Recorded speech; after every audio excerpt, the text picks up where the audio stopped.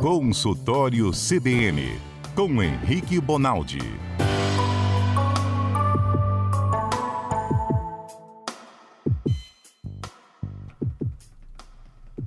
Doutor Henrique Bonaldi, tudo bem?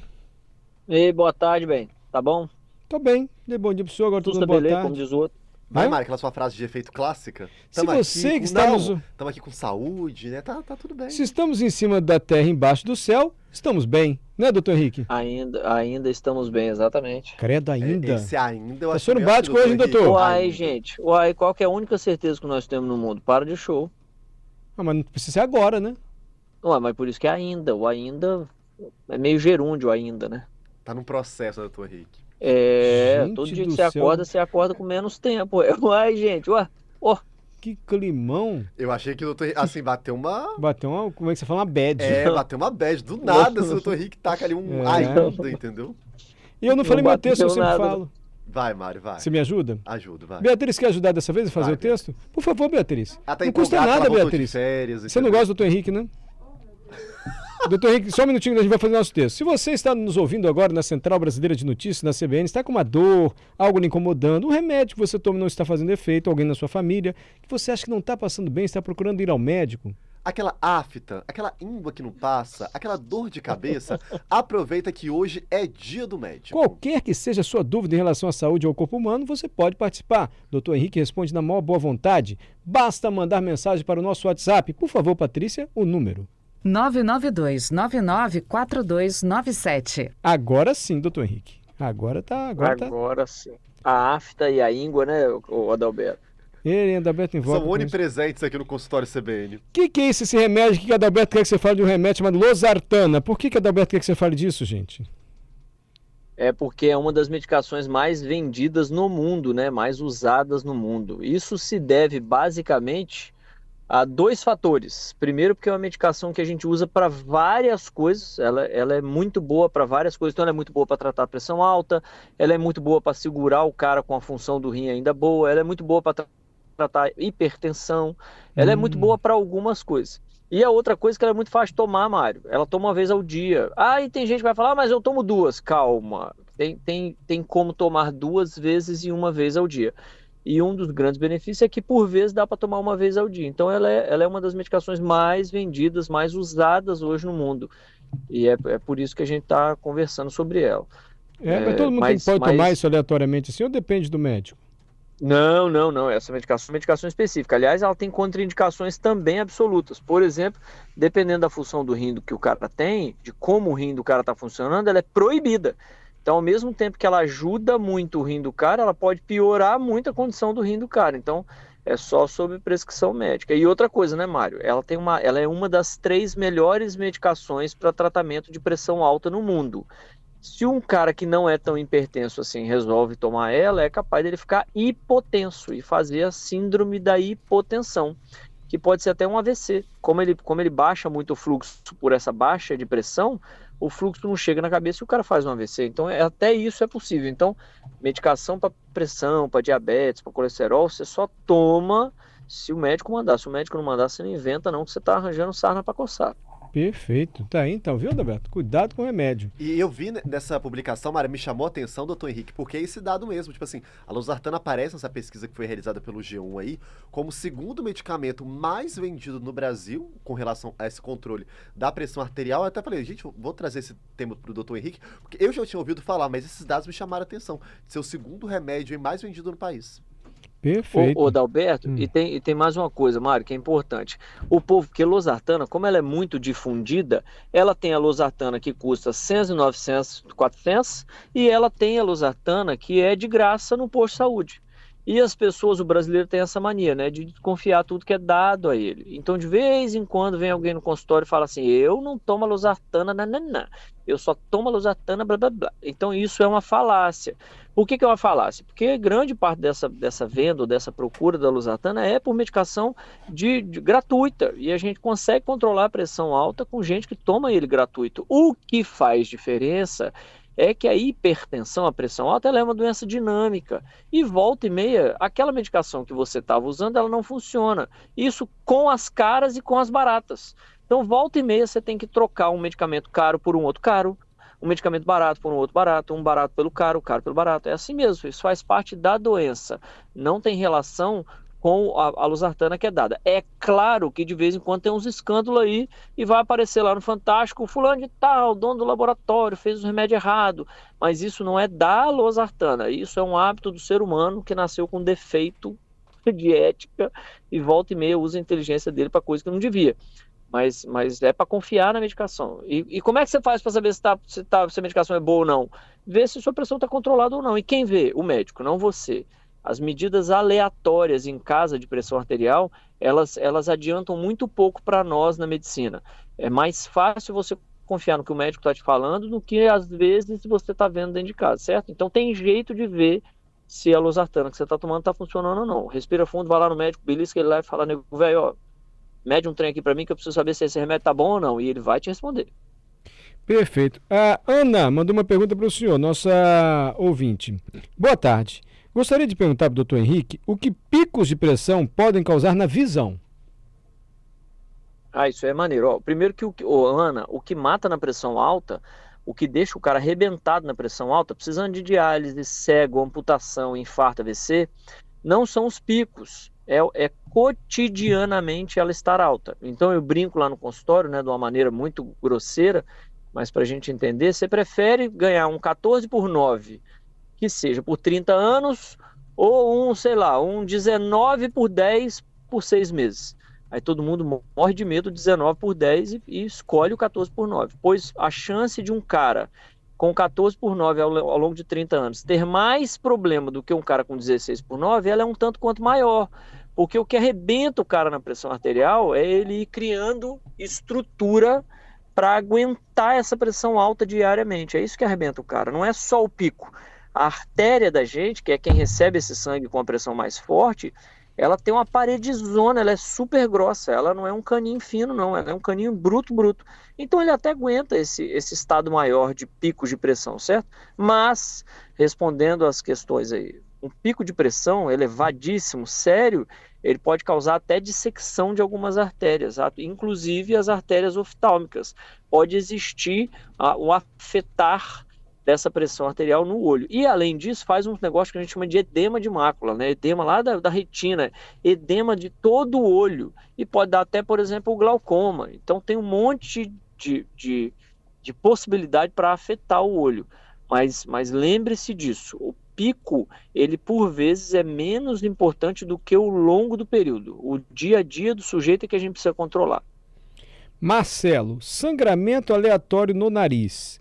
Pode ser por causa da pressão? O Marcelo, até pode, mas é menos frequente, isso chama epistaxe. A epistaxe, que é esse sangramento nasal, ele de vez em quando está relacionado mais a questões otorrinolaringológicas, por exemplo, uma rinite, um nariz mais ressecado, a presença de uma espinha, de uma foliculite dentro do nariz, do que propriamente com a crise de pressão alta. Como é que eu faço para dar essa diferença? Eu acompanho a pressão alta, porque na hora do sangramento, Mário, como aquilo gera muito estresse, a pressão do cara raramente está 12/8. Volta e meia ela está um pouquinho maior mesmo, mas isso pode ser, aliás, mais frequentemente, é porque o cara está pilhado, o cara está nervoso pelo que aquilo está acontecendo e hemodinamicamente ele fica com a pressão um pouquinho mais alta, certo? Então precisa separar quem é culpado e quem é vítima, né? E geralmente a epistaxe não está ligada diretamente. Agora, pode ser e é um sinal de gravidade, inclusive. Sangrar o nariz por crise hipertensiva é um sinal de gravidade, é sinal de que sua pressão realmente está descontrolada e precisa ser melhor controlada. Quem dá o diagnóstico? Médico do pronto-socorro. Esse cara é capaz, não precisa nem no cardiologista mor, não. Vai lá no médico do pronto-socorro que o cara dá conta de dar esse diagnóstico aí. Quem é a culpa de quem? José Carlos Schaefer tem pergunta para o senhor. Tem um relato sobre isso também, doutor. Boa tarde. Eu, quando pequeno, tinha muito sangramento no nariz. E aí minha mãe me levou no otorrino para investigar. E aí o diagnóstico foi de que os meus vasos ali da região do nariz eram muito sensíveis.